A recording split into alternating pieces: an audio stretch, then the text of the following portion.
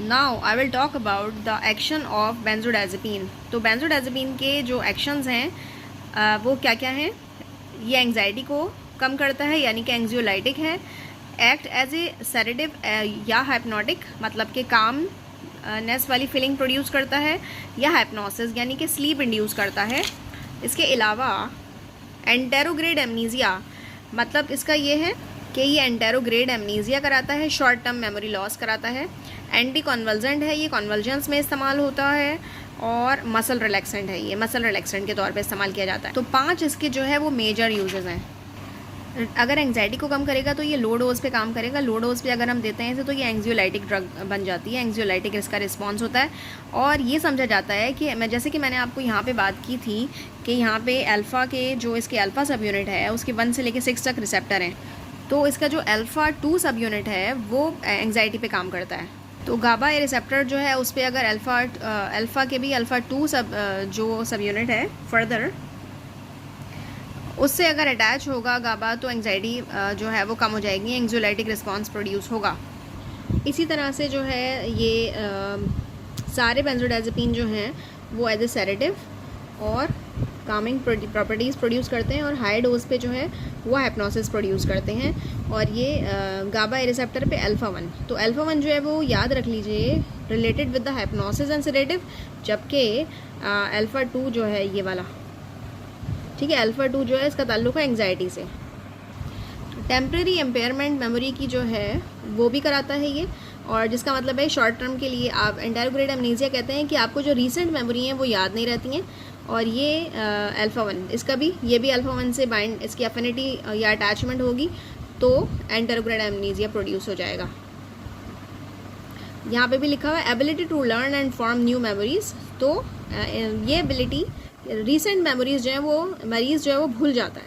Anti कॉन्वल्जेंट का मतलब है कि ये कॉन्वल्जेंस में इसका रोल है, मतलब कि एपिलेप्सी में भी इस्तेमाल होता है। तो पार्शली, कम्प्लीटली नहीं, कुछ हद तक पार्शली मतलब एडजंक्ट ट्रीटमेंट, मतलब कि एंटी एपिलेप्टिक दे रहे हैं उसके साथ हमने ये दे दी तो पार्शली इसका इफ़ेक्ट है। मसल रिलैक्सेंट के तौर पे भी काम होती है।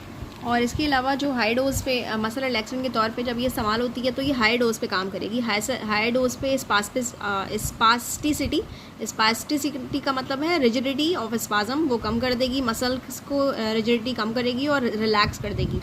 और ये समझा जाता है कि प्री साइनेप्टिक इनहिबिशन जो है वो बढ़ जाएगी, मतलब कि प्री साइनेप्टिक रिसेप्टर्स पे जो है इनहिबिशन गाबा जो है वहाँ पे एफिनिटी उसकी बढ़ेगी, और वहाँ पे भी अल्फ़ा 2 रिसेप्टर्स से वो बाइंडिंग होगी तो मसल रिलैक्सेशन प्रोड्यूस हो जाएगी। नाम एक बता रही हूँ मैं, बैक्लोफिन एक ड्रग है जो कि मसल रिलैक्सेंट है, बहुत कॉमनली अवेलेबल है। ये समझा जाता है कि वो गाबा रिसेप्टर से बाइंड करती है और अपना इफेक्ट प्रोड्यूस करती है मसल रिलैक्सेशन का। थेराप्यूटिक यूजेस के अंदर हैं आपके एंग्जाइटी डिसऑर्डर, इसके अलावा स्लीप डिसऑर्डर, इसके अलावा एंटेरोग्रेड एमनीजिया हमने बताया था, एमनीजिया, एंटी कॉन्वल्जेंट है, सीजर, और मस्कुलर डिसऑर्डर मतलब कि मसल रिलैक्सेशन के तौर पे इस्तेमाल होती है। तो अब ये गैड का मतलब है generalised anxiety disorder, SAD SAD, मैं यहाँ लिख देती हूँ SAD, social anxiety disorder, extreme phobia जैसे कि अगैरोफोबिया, क्लॉस्ट्रोफोबिया। अगैरोफोबिया किसे कहते हैं?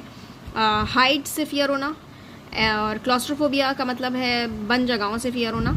तो फियर ऑफ फ्लाइंग, उड़ने के डर से, यानी कि अगर आपको कोई प्लेन से धक्का दे दे तो आप जो है उस वाले फियर में भी एंग्जाइटी डेवलप हो जाएगी। बेंजोडाज़ेपीन आर ऑल्सो यूजफुल।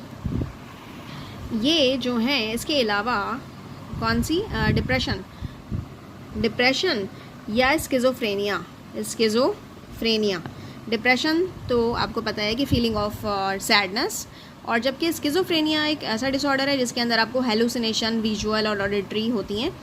इसके अंदर हम एंटीसाइकोटिक देते हैं। तो शिज़ोफ्रेनिया जो है वो मतलब आप, हेलुसिनेशन का मतलब है जो होता नहीं है और आपको दिखता है, तो ये डिलूजनल है, मतलब वहम होता है कि कुछ है लेकिन वहाँ होता नहीं है, तो और इस तरह सुनाई भी देता है।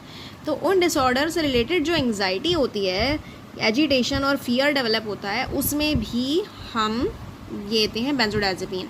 अब आपको ये भी पता हो गया कि एंग्जाइटी की कितनी क्लासिफिकेशन कितनी तरह की मतलब टाइप्स कौन कौन सी होती हैं। एंग्जाइटी की गैड है, सैड है, फोबियाज़ हैं, परफॉर्मेंस, जैसे कि आप स्टेज पे परफॉर्म कर रहे हैं और एंग्जाइटी हो रही है, उससे पहले वाइवा हो रहा है, उससे पहले एग्ज़ाम में परफॉर्मेंस हो रही है, उससे पहले एंग्जाइटी हो रही है, ये सब के लिए इस्तेमाल की जाती है। अच्छा, इसका मतलब ये हरगिज़ नहीं है कि आप एग्ज़ाम से पहले जो है वो बेंजोडाइज़ेपिन ले लें। Should not be use to manage stress of everyday life. तो अपनी रोज़मर्रा के जो भी टेंशन्स हैं उसके लिए नहीं लेनी, स्ट्रिक्टली सिवियर एंग्जाइटी डिसऑर्डर के लिए लेनी है। जब डॉक्टर प्रिस्क्राइब करे तो ही लेते हैं, ये विदाउट प्रिस्क्रिप्शन नहीं ले सकते, क्योंकि इसके अंदर एडिक्शन पोटेंशियल का एक मतलब इसका एक एट्रीब्यूट है, इसका एक फैक्टर है कि ये जो है एडिक्शन कराती है। तो ये should only be use for short period of time, मतलब कि ज़्यादा से ज़्यादा 1 महीना यूज़ किया फिर स्टॉप कर दिया। लॉन्गर एक्टिंग एजेंट्स जो हैं जिनका 1 से 3 दिन यहाँ पे ये लिखा हुआ है, ये देखिए लीजिएगा, लॉन्ग हाफ लाइफ जो है 1 से 3 दिन का इनका ड्यूरेशन रहता है। तो अब जो लॉन्गर एक्टिंग एजेंट्स हैं वो हम उन पेशेंट्स में देंगे जिनको बहुत लंबा अरसा तक जो है ट्रीटमेंट डॉक्टर प्रिस्क्राइब करें, जैसे कि एग्जांपल लोराज़ेपैम है, डायज़ेपैम है और क्लोनाज़ेपैम है। इसके अलावा ये है कि टॉलरेंस इससे नहीं इतनी डेवलप होती जितनी कि पुरानी एजेंट्स जैसे कि बार्बिटूरेट से प्रोड्यूस होती थी, और सेडेटिव और हाइप्नोटिक इफेक्ट तो प्रोड्यूस होते हैं। टॉलरेंस है क्या? टॉलरेंस का मतलब है कि आपकी दवाई जो है वो रिस्पॉन्ड नहीं कर रही है जिस भी पर्पस के लिए गई है। फॉर एग्जांपल अगर आपको इंसोम्निया या नींद आवर दवा हमने स्लीप इंड्यूस करने के लिए ली है लेकिन वो स्लीप इंड्यूस नहीं हो रही, और ये कब होता है? ये फिनोमेना जब होता है जब आप बहुत रिपीटेडली उसको यूज़ करें किसी भी मेडिसिन को 1 से 2 हफ्ते के बाद भी। पैनिक डिसऑर्डर, किसी को पैनिक डिसऑर्डर है, जैसे कि किसी को पैनिक अटैक हो रहा है। पैनिक अटैक की कंडीशन है जिसके अंदर जो है वो ब्रोंकोस्पाज्म,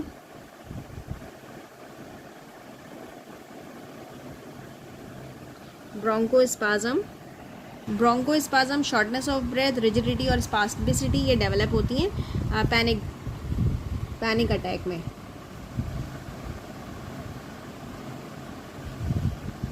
ठीक है, तो अब पैनिक डिसऑर्डर अल्प्राजोलैम इस्तेमाल होती है, ये जो है शॉर्ट टर्म और लॉन्ग टर्म ट्रीटमेंट के लिए, और विड्रॉल सिम्टम आते हैं लेकिन सिर्फ 30% लोगों में आते हैं। स्लीप डिसऑर्डर मतलब कि स्लीप इंड्यूस करने के लिए भी बेंजोडाइज़ेपिन इस्तेमाल होती है, मतलब कि स्लीप डिसऑर्डर्स में हाइप्नोटिक देंगे हम। हाइप्नोटिक वो हैं जो स्लीप इंड्यूस कर सकें। सो फॉर एंग्जाइटी डिसऑर्डर जो ड्रग्स यूज़ होती हैं वो हैं शॉर्ट एक्टिंग और लॉन्ग एक्टिंग। शॉर्ट एक्टिंग में यूजुअली सारी ही जितनी भी शॉर्ट एक्टिंग है वो यूज़ हो सकती हैं एंग्जाइटी के लिए, लेकिन लॉन्ग एक्टिंग में जो है वो है लोराज़ेपैम, क्लोनाज़ेपैम और डायज़ेपैम, और यही यहाँ पे मैंने जो है हाईलाइट कर दिया है लोराज़ेपैम, ठीक है, और ये डायज़ेपैम और क्लोनाज़ेपैम, ये तीनों को मैंने हाईलाइट किया है। अल्प्राजोलैम जो है वो पैनिक डिसऑर्डर के लिए दी जाती है और इफ़ेक्टिव फॉर शॉर्ट और लॉन्ग टर्म ट्रीटमेंट। तो ये शॉर्ट और लॉन्ग टर्म दोनों ट्रीटमेंट के लिए ही सूटेबल रहती है, और ये शॉर्ट में लाई करती है ये मोस्टली, ठीक। And it also lies under intermediate, यहाँ पे मैंने ये मेंशन भी कर दिया है, it also lies under intermediate, और क्योंकि कुछ बुक्स कहती हैं ये इंटरमीडिएट और शॉर्ट एक्टिंग दोनों में आती है। अल्प्राजोलैम जो है वो विड्रॉल सिम्टम कॉज कर सकती है। नाउ अब जो है हमारा दूसरा थेरेप्यूटिक इफेक्ट था, एक था एंग्जाइटी में इस्तेमाल होती है बेंजोडाइज़ेपिन, दूसरा है स्लीप डिसऑर्डर। स्लीप डिसऑर्डर मतलब इंसोम्निया। अब इसमें जो है ये क्या करती है, डिक्रीज़ करती है लेटेंसी टू स्लीप ऑनसेट। इसका मतलब क्या है कि कितनी देर में आपको नींद आती है। जैसे आप नींद के लिए तैयारी कर रहे हैं, सोने के लिए तैयार हो रहे हैं, आपकी बॉडी प्रिपेयर हो रही है, तो फ़ौरन से नींद आ जाती है। तो it is the transition from wakefulness to sleep, मतलब वो जो ट्रांजिट टाइम है जागने से सोने तक वो बहुत शॉर्ट हो जाता है। लेटेंसी टू स्लीप ऑनसेट, ये शॉर्ट हो जाता है ड्यूरेशन, और इसमें स्टेज 2 जो है नॉन रैपिड आई मूवमेंट वो बढ़ जाती हैं। अच्छा, अब स्टेजेस मैं आपको बता देती हूँ। सबसे पहले तो आपको स्लीप के स्टेजेस पता होने चाहिए, मैंने अलग से ये यहाँ पे मेंशन किया है। स्लीप के 4 स्टेजेस हैं, स्टेज 1, 2, 3 एंड 4। तो 1 जो है वो है नॉन रैंडम आई मूवमेंट, 2 भी 1 2 3 जो हैं वो फेज़ 1 मतलब नॉन रैपिड आई मूवमेंट का है, और जो स्टेज 4 है वो है रैपिड आई मूवमेंट। अच्छा, ये जो 3 स्टेजेस हैं इसके अंदर ये है कि सबसे पहला स्टेज ये कहता है कि लाइटेस्ट स्टेज है ये स्लीप का, मतलब आप गुनूदगी में जाना शुरू हुए हैं।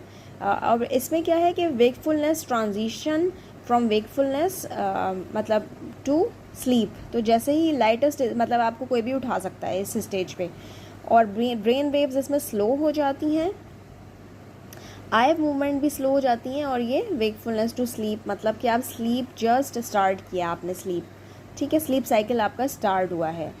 ये N2 स्टेज में जो है लाइटर है, वहाँ लाइटेस्ट था, this is lighter stage. Heart rate इसमें स्लो होता है, ब्रीदिंग भी स्लो होती है, और body temperature also comes down, slow हो जाता है। अच्छा, जो थर्ड स्टेज है नॉन रैपिड आई मूवमेंट की, ये है डीपेस्ट स्टेज। इसमें क्या होता है, डीपेस्ट स्लीप जो है प्रोड्यूस होती है, और इसमें आपको उठाना मुश्किल है, बहुत मुश्किल है। जब आप डीपेस्ट स्लीप ले रहे होते हैं या डीप स्लीप में चले जाते हैं तो आप उठ नहीं सकते आसानी से, आपको कोई जितना भी उठाए मतलब मुश्किल से उठेंगे, जबकि स्टेज 1 में बहुत आसानी से उठ जाएंगे, एक आवाज़ से भी उठ जाएंगे। इसमें क्या है कि डेल्टा वेव्स प्रोड्यूस होती हैं, ये कंसिडर किया जाता है। Slow wave sleep pattern stage भी कहा जाता है। नाउ स्टेज 4 क्या है, रैपिड आई मूवमेंट। इसमें ये वो स्टेज है जहाँ पे आपको ख्वाब या ड्रीम्स, विविड ड्रीम्स आना स्टार्ट होते हैं। ब्रेन एक्टिविटी जो है बरक्स 3 फेजेस के, 3 स्टेजेस के इसमें बढ़ जाती है, मतलब जैसे लगता है वेकफुलनेस की तरह, लेकिन आपका कॉन्शियस माइंड जो है वो ऑफ होता है। मसल पैरालिसिस टेम्परेरीली होती है, लेकिन सब कॉन्शियस माइंड आपका अवेक रहता है। तो आप जब सोते हैं तो आपका कॉन्शियस माइंड ऑफ हो जाता है और सब कॉन्शियस माइंड जो है वो ऑन होता है, और सिमिलर पैटर्न रहता है सब कॉन्शियस माइंड का वेकफुलनेस का, इसीलिए आप you are dreaming vividly. Heart rate इसमें थोड़ा बढ़ जाता है, ब्रीदिंग इसकी पैटर्न जो है वो भी इम्प्रूव हो जाती है। स्टेज 2 है, स्टेज 2 जो लाइटर स्टेज है, और इसमें हार्ट रेट स्लो होता है, बॉडी टेम्परेचर, ब्रीदिंग स्लो होती है, ये नॉन रैपिड आई मूवमेंट का। ये हमारी जो ड्रग्स हैं स्लीप डिसऑर्डर में, जो बेंजोडाइज़ेपिन है, ये उस स्टेज को बढ़ा देती हैं, ठीक है। जब ये बढ़ जाएगा तो आपकी जो क्वालिटी ऑफ मतलब आपकी जो स्लीप है वो डीप स्लीप में आपको जाने में आसानी हो जाएगी। जबकि इंसोम्निया जिन लोगों को होता है उनका ये जो स्टेज 2 है वो बहुत शॉर्ट होता है,